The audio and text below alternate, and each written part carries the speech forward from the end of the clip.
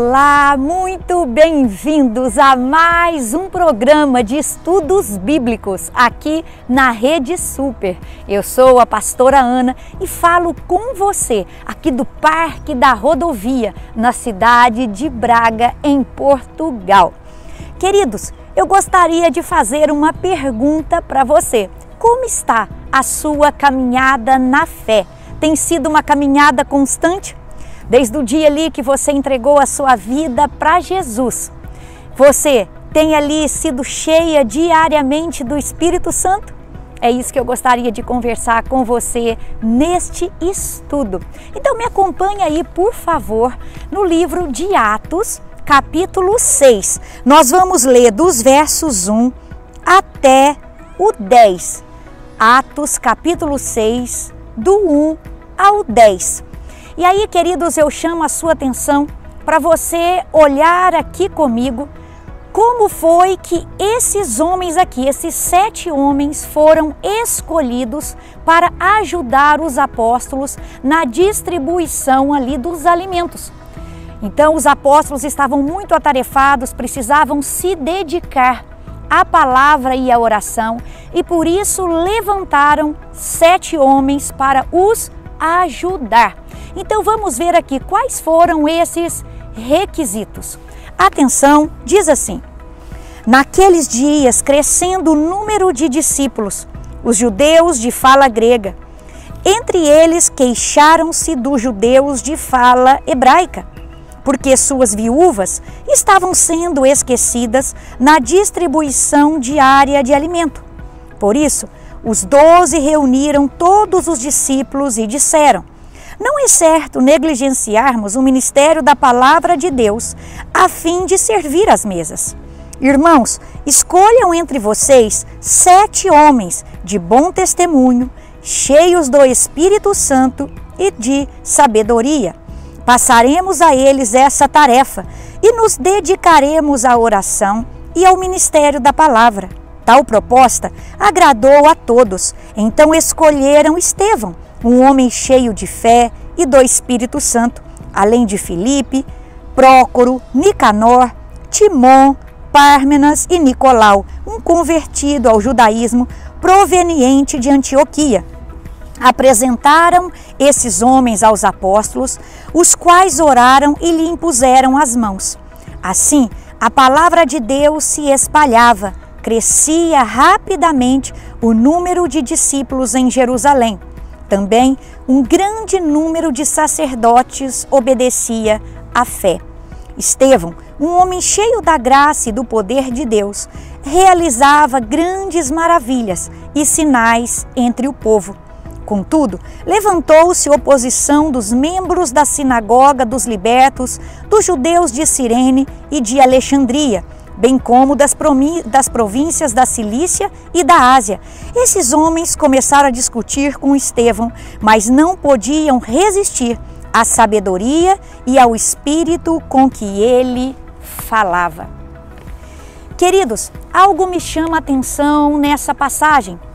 É exatamente aqui o fato da Bíblia descrever para a gente como esses homens aqui eram antes de serem consagrados aqui ao diaconato, como esses homens se portaram após essa consagração ao ministério e também como eles se portaram até o fim. E é isso que eu gostaria que você prestasse atenção comigo. Nós sabemos que nós estamos no livro dos Atos dos Apóstolos, mas quando a gente lê alguns comentários, dos estudiosos, alguns comentários bíblicos, nós vemos que eles sempre escrevem e relatam que seria assim um outro nome para esse livro, seria Atos do Espírito Santo através dos apóstolos. Porque aqui, queridos, nós vemos que o Espírito Santo se move todo o tempo, o Espírito Santo, queridos, ali enche esses homens e através desses homens aqui vai usando a vida deles para alcançar outras vidas, para pregar com intrepidez, para fazer sinais e maravilhas. Mas, queridos, não é apenas em Atos dos Apóstolos ou Atos do Espírito Santo através dos apóstolos que o Espírito Santo aparece. O Espírito Santo ele está presente desde Gênesis até Apocalipse. Nós vemos, por exemplo, na criação.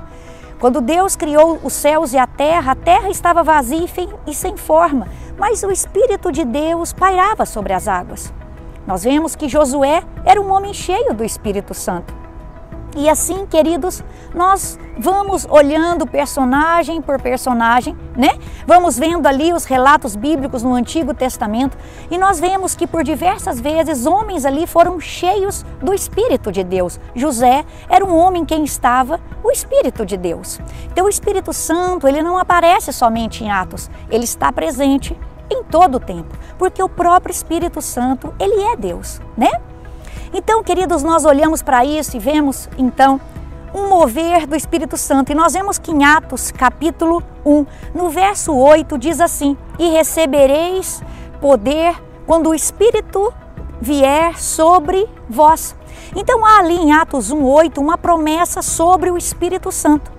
Mas quando a gente vai em Atos, capítulo 2, do verso 2 ao verso 4, nós vamos ver que então a igreja nasce com essa descida do Espírito Santo ali, no dia de Pentecostes, e aqueles homens ali vão ser cheios do Espírito Santo. E ali, cheios do Espírito Santo, eles começam, queridos, a falar em outra língua, nem em outras línguas, e havia ali estrangeiros, e cada um ouvia o Evangelho na sua própria língua. A ponto de algumas pessoas acharem que aqueles homens estavam embriagados. Tamanho era, queridos, o poder do Espírito Santo, a manifestação do Espírito Santo na vida daqueles homens. E agora, quando a gente chega aqui no capítulo 6, nós vemos que um dos requisitos para que esses homens fossem ali ajudar no ministério, ajudar na obra de Deus, é que eles fossem cheios do Espírito Santo, que tivessem bom testemunho, sim, mas que fossem cheios do Espírito Santo e cheios de sabedoria. E isso me chamou a atenção, queridos, porque isso é uma marca do cristão. Isso é uma marca do homem de Deus e uma marca da mulher de Deus. Nós precisamos ser cheios do Espírito Santo. Não apenas quando eu e você, queridos, adquirimos um título, não apenas, queridos, quando nós somos separados para fazer um serviço especial, mas nós precisamos ser cheios do Espírito Santo todo o tempo. E é isso que eu aprendo aqui nessa passagem. Essa passagem me ensinou que esses irmãos, esses 7 irmãos aqui, eles foram escolhidos, queridos, por causa dessas evidências nas suas vidas, por causa dessas qualidades. Bom testemunho, cheios do Espírito Santo e cheios de sabedoria.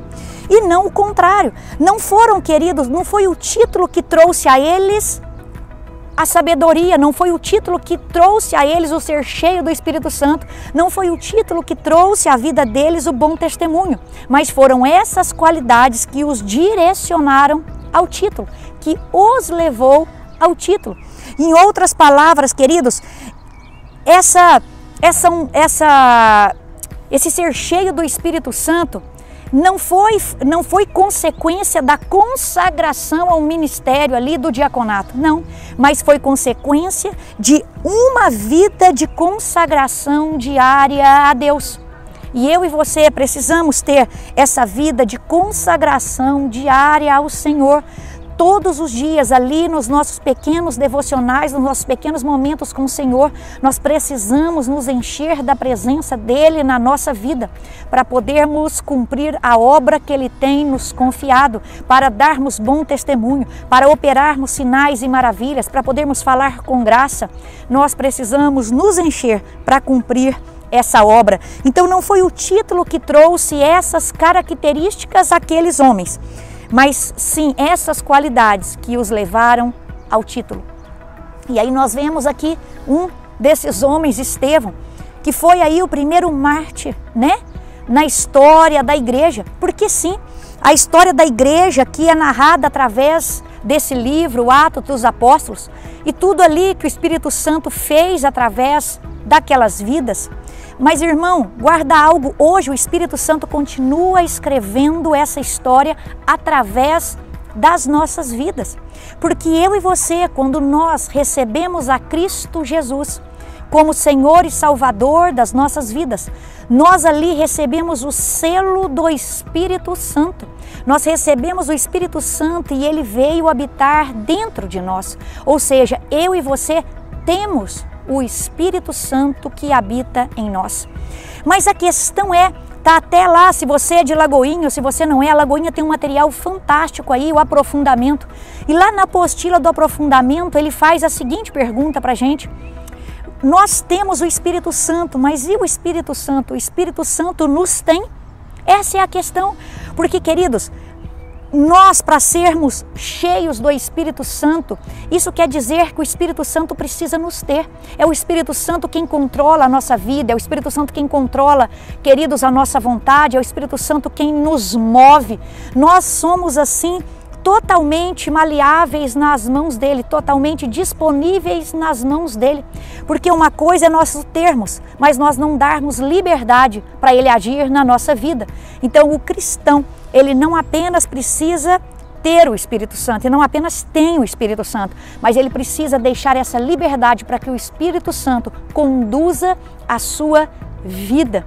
Então quando eu e você falamos assim, eu quero morrer pelo Evangelho, vou morrer pelo Evangelho, primeiro eu e você, nós precisamos viver diariamente pelo Evangelho.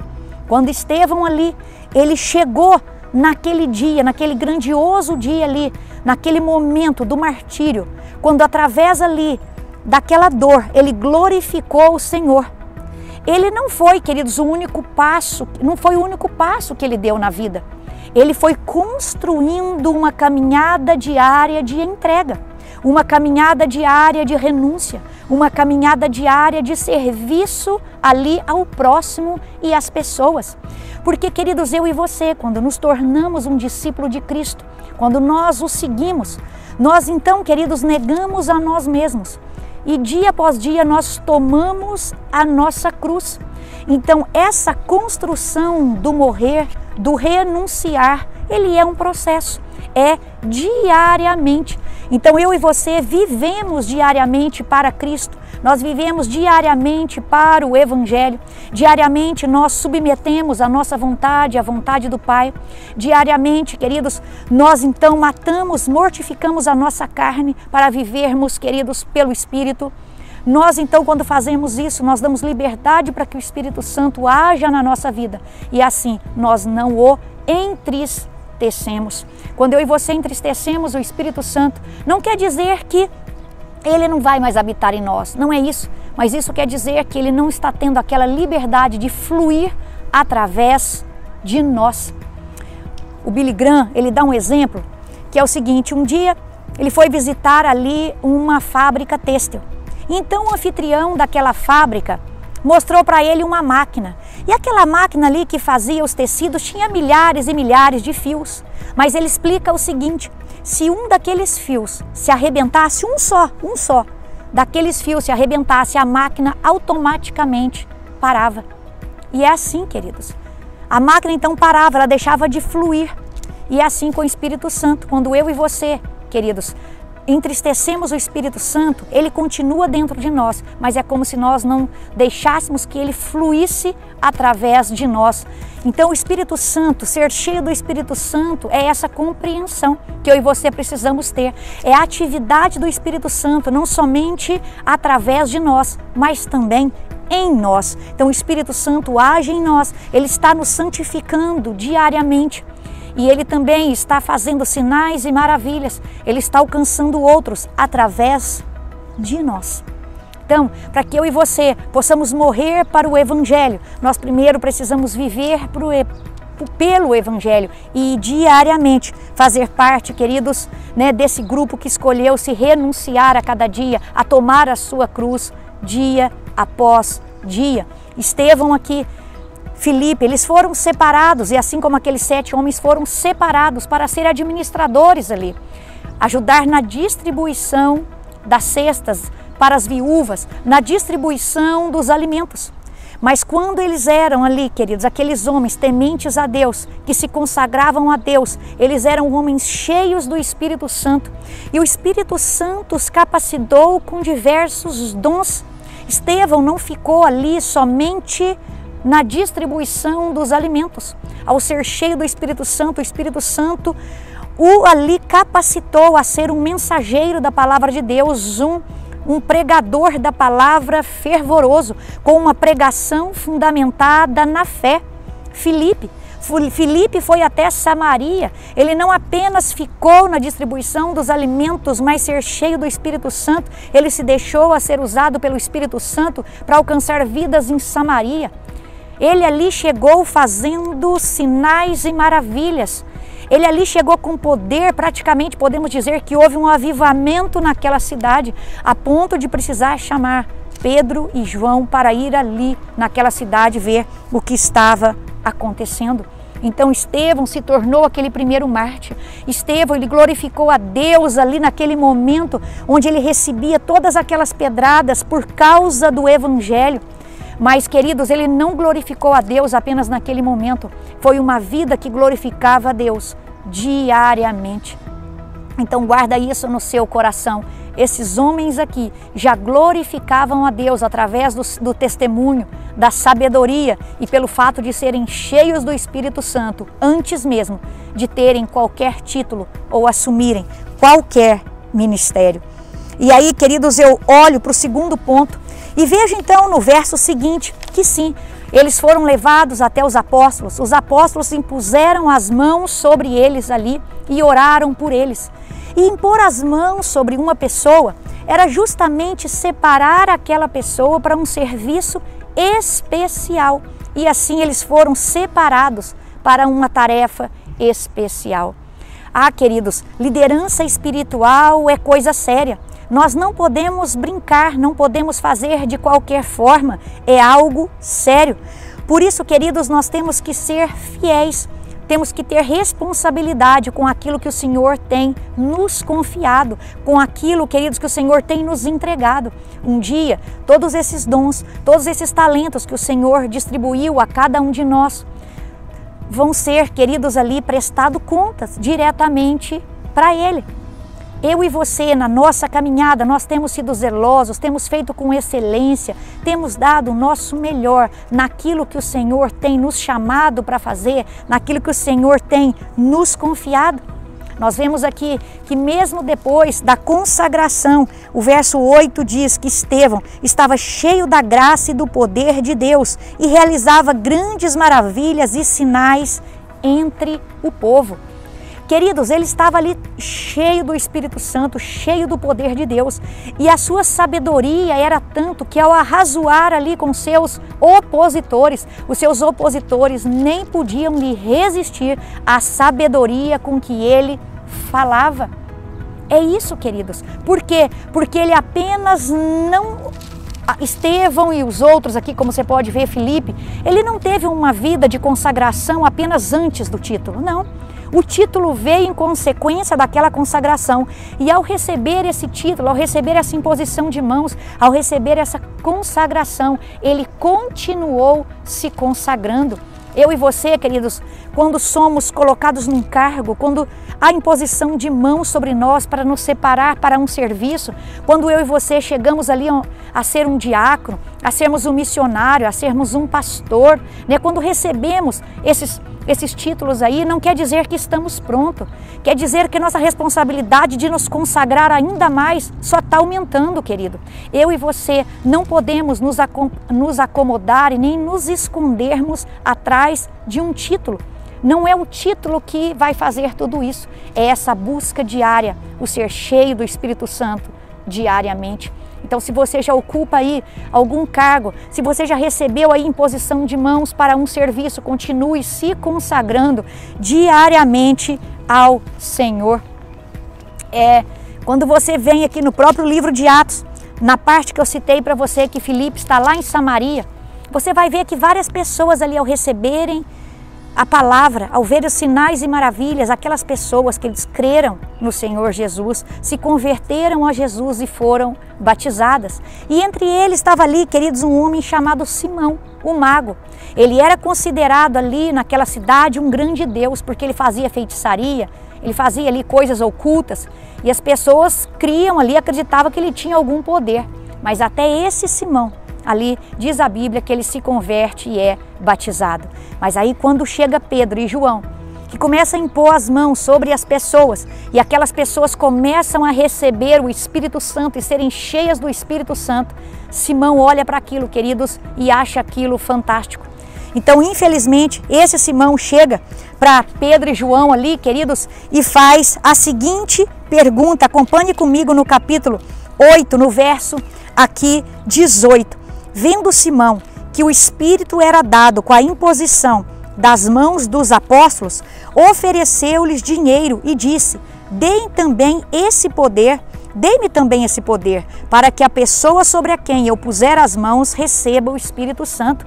Queridos, o Espírito Santo, ele é derramado a mim e a você, ele é dado a mim e a você gratuitamente, assim como cada dom que a gente recebe dele é gratuito. Nós não compramos o Espírito Santo, nós não compramos nenhum dom, isso vem de uma vida de consagração, isso é graça de Deus, isso é dádiva de Deus, é comunhão com o Senhor. Então Pedro, queridos, responde para ele no verso 20. Pereça com você o seu dinheiro. Você pensa que pode comprar o dom de Deus com dinheiro? Você não tem parte nem direito algum nesse ministério, porque o seu coração não é reto diante de Deus. Arrependa-se dessa maldade e ore ao Senhor. Talvez Ele lhe perdoe tal pensamento do seu coração. Ah, queridos, não é o muito dinheiro, não é a fama, não é o sucesso, não é o título que vai nos manter nessa caminhada cheia do Espírito Santo. É essa vida aí diária de renúncia e consagração. E você vê aqui que mesmo depois da consagração, Estevão continuou cheio do poder de Deus. Filipe continuou cheio do poder de Deus. Depois o Senhor ainda vai enviar Filipe para pregar ali também, para alcançar, né, e pregar o evangelho para um etíope, para um eunuco etíope. Aquele homem vai se converter ao Senhor e também vai ser batizados. Não é, queridos, quantas pessoas nós batizamos, não é sobre quantos sermões nós pregamos. A nossa caminhada cristã, queridas, ela é sobre ser cheio do Espírito Santo todos os dias. Homem e mulher de Deus precisa ter a presença do Espírito Santo nas suas vidas, na sua caminhada. Nós vemos, por exemplo, que o próprio Estevão aqui, no capítulo 7, ele prega um dos sermões mais belos da história. Cheios de detalhes ali, queridos, ricos em detalhes, mas ele pregou um único sermão. Não é sobre uma caminhada longa ou uma caminhada curta. A de Estevão foi curta, a do apóstolo João foi longa. Mas mesmo assim, queridos, você vê esses homens cheios do Espírito Santo, independente, queridos, de onde eles estavam. O apóstolo João, por exemplo, estava dentro de uma prisão na ilha de Patmos. Ele estava ali, naquela cadeia, mas a sua mente estava, queridos, no céu, nas coisas do céu. E é de dentro daquela prisão que João tem ali uma visão e escreve para a gente o Apocalipse, porque não era a cadeia que o limitava, não eram as correntes que o prendia, porque a palavra de Deus não está presa. É essa questão, queridos, de onde está a nossa mente, de onde está o nosso coração. Nesse momento, você vê que o coração, que a mente do apóstolo João, apesar do corpo estar preso, estavam na glória de Deus. E é por isso que ele, queridos, consegue ali ter, né, Deus dá atrás para ele toda aquela visão. Ele não estava focado nos problemas, ele não estava focado nas coisas, ele estava focado no Senhor, independente de qualquer coisa. E aqui nós vemos a mesma coisa com Estevão. Mesmo, queridos, ali naquele momento do martírio, mesmo no momento daquela situação onde as pedras vinham contra ele, ele não estava focado nisso, ele não estava focado nas ofensas, ele não estava focado naquilo que estava fazendo contra ele, mas ele estava focado na glória de Deus. É por isso que ele olha para o alto e ele vê a glória de Deus e o Filho de Deus em pé. E o Filho de Deus, queridos, em pé. E aí eu aprendo o terceiro ponto.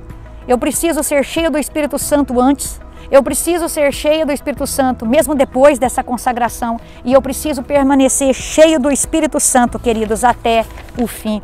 E uma das coisas que vai me ajudar para concluir a carreira cheia do Espírito Santo é saber para onde nós olhamos. Como eu disse para você, ele não olhou para as pedras, ele viu a glória de Deus. O apóstolo João não olhou para aquelas paredes da cadeia que o prendiam, ele olhou para a glória de Deus e ele viu a glória de Deus. Fixe os seus olhos em Deus e não nas ofensas que fazem contra você, não nas pedras que atiram contra você, não, queridos, nos obstáculos que vêm para poder prender você, porque eu e você precisamos, queridos, aprender para onde olharmos se quisermos completar a carreira cheias do Espírito Santo. Nós vemos aqui que não apenas, queridos, os apóstolos estavam sobrecarregados quando precisaram levantar esses homens aqui para os ajudar, mas nós vemos aqui que isso também nasceu de problemas que estavam tendo aqui, entre os discípulos, os judeus de fala grega e também, queridos, os judeus de fala hebraica. Então eu e você hoje pertencemos a uma família, estamos congregando em alguma igreja. No meu caso eu congrego na Igreja Batista da Lagoinha, mas em todas as igrejas, queridos, nós vamos ver problemas, às vezes nós vamos ver intrigas, nós vamos ver que no livro de Atos mesmo relata para a gente alguns problemas, você vai ver Ananias e Safira, as cartas de Paulo nos falam sobre problemas, a igreja de Corinto era uma igreja tão carnal, né?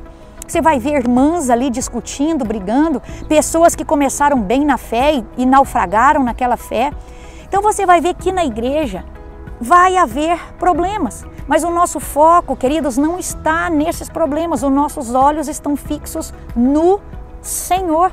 A igreja perfeita, queridos, só vai existir no dia que nós nos unirmos a Cristo na sua segunda volta e Ele nos chamar, então, finalmente, para Ele.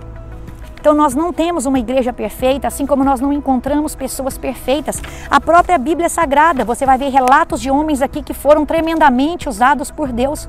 Mas, queridos, a Bíblia nos mostra os seus erros e os seus acertos. O único perfeito que nós encontramos nessas páginas foi Jesus Cristo, o Filho de Deus. E aí, quando eu estava preparando esse estudo, a minha Bíblia, aquela de aplicação pessoal, faz a seguinte pergunta e eu queria perguntar para você. A Bíblia pergunta, queridos, dessa forma: pense numa igreja perfeita, pense se essa igreja perfeita existisse.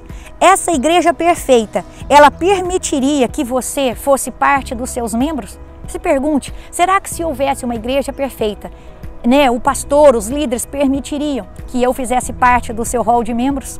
É isso, queridos, que eu e você precisamos ter a compreensão, que a misericórdia, a graça do Senhor é tão grande, que mesmo eu e você, ainda estando num processo de santificação, que mesmo muitas vezes, queridos, ainda nós deixamos a carne falar mais alto e ainda pequemos, mesmo assim eu e você podemos ser homens e mulheres cheias do Espírito Santo. Isso não vem de uma perfeição, isso não vem de uma igreja perfeita, isso vem de uma consagração diária, de um encher diário do poder de Deus, da palavra de Deus. E termino dizendo para você, queridos, que não são os títulos, não é a perfeição de uma igreja, não é a perfeição de uma pessoa que vai levar a causa de Cristo adiante, mas são pessoas cheias do Espírito Santo, que amam a Deus e amam vidas, que vão levar a causa do Evangelho, a mensagem do Evangelho adiante. Que nós possamos buscar diariamente sermos cheios do Espírito Santo. Que Deus te abençoe e até quarta que vem.